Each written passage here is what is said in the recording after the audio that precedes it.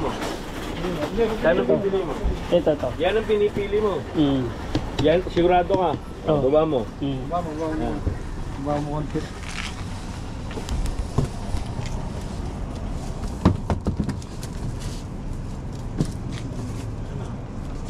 Tulak na yan. Tingnan niya yung guhit. Hindi. May mga technique ba? Tinitingnan niya kung may ano. Kung may... Watermelon king to ah. Tama. Ito. Okay, magaling na ako. Ayaw. Oo. Pasok mo ngayon yan doon. Good day mga kapatid. So for today's video ay mag-chuchuble si Boss Darwin at tutulungan namin. Dahil siya lang nakakaalam ng pag-chuchubles ng bike. Kasi yung bike kong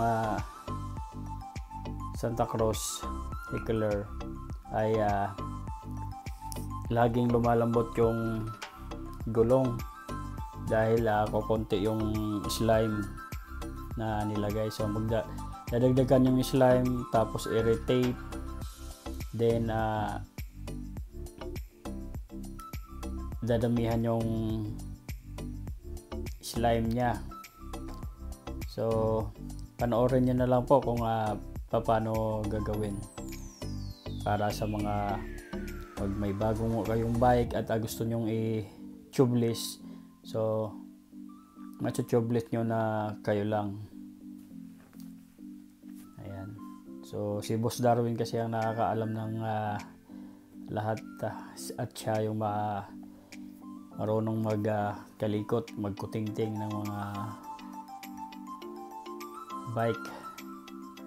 So kaya siya ang gumagawa, kami lang yung aalalay sa kanya. So panoorin nyo na lang kung paano mga kapatid. Okay, sige. So galang kaming ride dyan mga kapatid. Diretso lang kami dyan sa gazebo ni Boss RJ para dyan na gagawin yung pag-tubeless at banding na rin sa mga tropa at may kainan dito mangyayari mamaya. Ayan, so kailangan palang linisin yung pinagdikitan ng mga naunang dikit nandun sa rim para malinis ang paglalagyan. So kailangan ding linisin yung gulong para sa bagong slime. So kailangan ng matyagang aayos para maganda yung slime na mangyayari. So ayan, may tape na, nilagyan ng tape, Gorilla tape. So di ko lang alam kung gaano kalaki yan. So sa tansya ko lang ay 1.5 inch yung lapad yung tape, Gorilla tape. So panoorin nyo lang po kung paano para may matutunan kayo just in case at mag-tubeless kayo ng inyong mga bike. So si Boss Darwin lang talagang nakakaalam ng mga ganyan dahil ilang beses na siya nag-tubeless. So 4 na gulong pa lang tinubeless niya dyan sa akin at kay Brad Alvin, yung kasama namin sa pagbabike din. So siya ang nakatokang mag-iihaw doon sa aming lalapangin mamaya. So ayan, tabayan nyo lang mga kapatid kung anong mangyayari. Okay.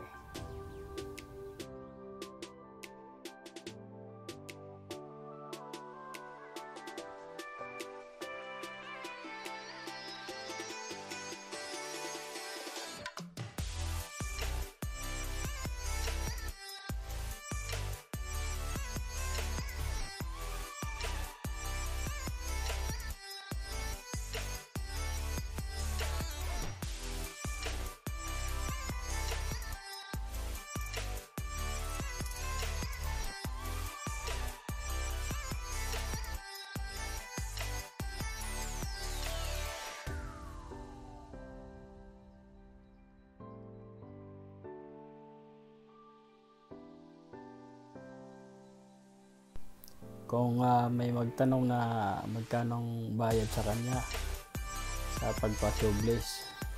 So wala pong kaming bayad sa kanya dahil hindi mo kami ka-spoiled sa taong yan. Basta sumama lang kami sa ride at siya ang taga-timpla ng bike namin dahil siya ang may alam tungkol sa pagtutono, tune up ng bike. Ayan po.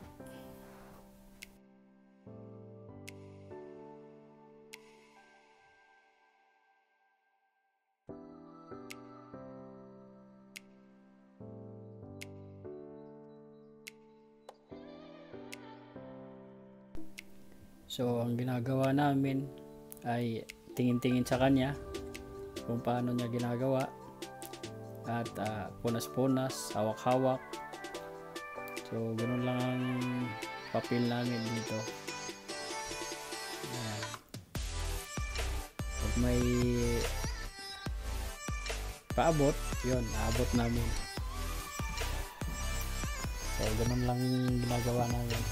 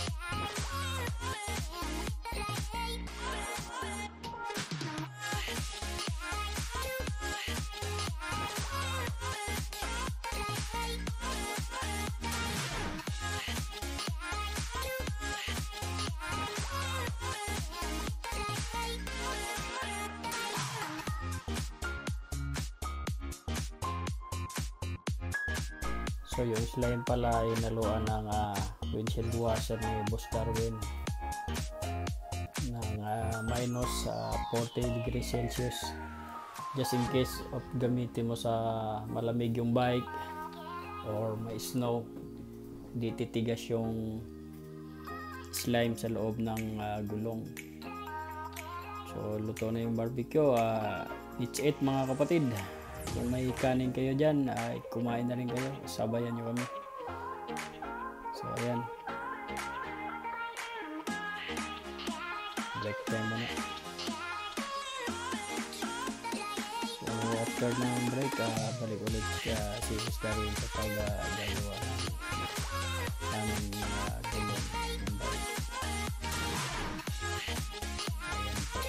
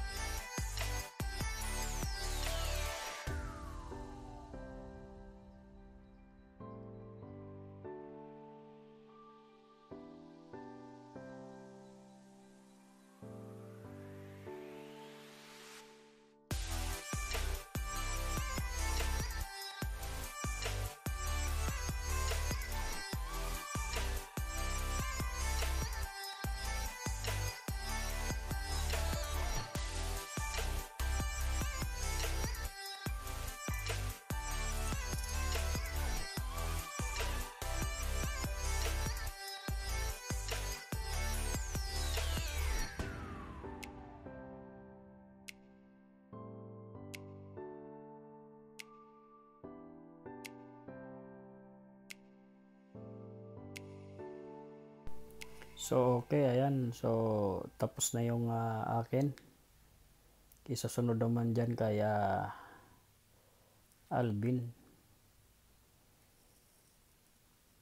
Ayan. So maya lang hugasan na natin yan. Para yung slime na tumapon sa rim ay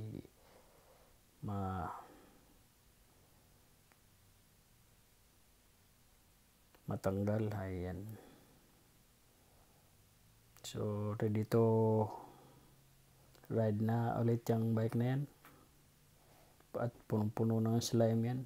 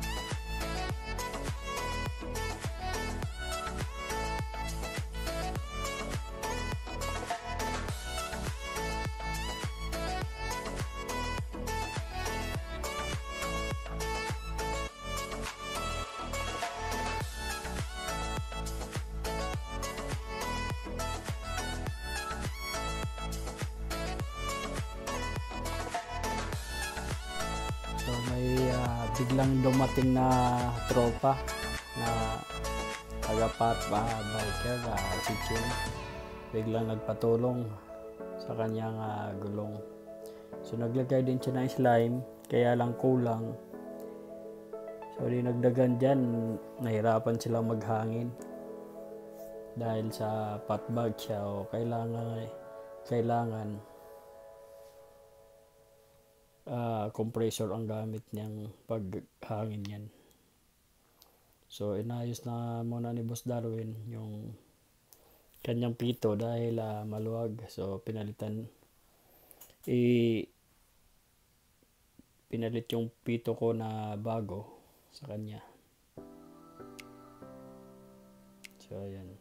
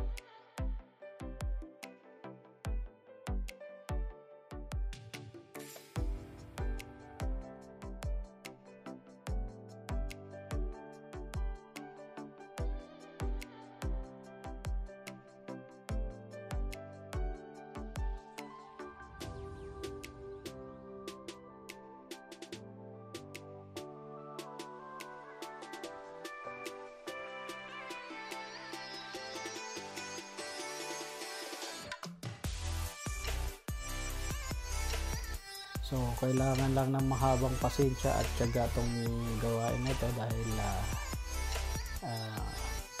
hindi madali. Kung hindi mo gusto yung ginagawa mo, talagang hindi madali. Pero si Boss Darwin niya matyaga. Bike naman namin yung ginagawa niya. Kaya kailangan namin ayusin din yung pagbaback up sa kanya. Kasi kung hindi, baka hindi niya nagagawin yung bike namin. Kaya mapipilitan kaming dadalhin doon yan sa shop at magbabayad kami ng mahal para sa pag-tubeless o mga pag-tune up ng mga bike. So kailangan talaga sa ganyan. So MTB rider, be like. Ayan po.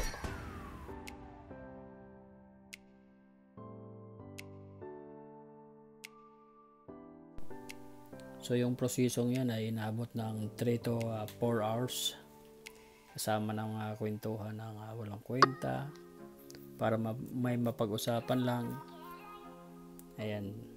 So kung saan na kami nakarating yan yung kwentuhan namin umabot na sa Manila, Japan at sa ibang mga lugar sa Canada, puro trail sa Amerika na balak naming i-explore next year. Mga trail na napuntahan nila sa US, so balak nilang balikan namin next year. So kailangan ko nang mag-apply ng citizenship para madali makapasok.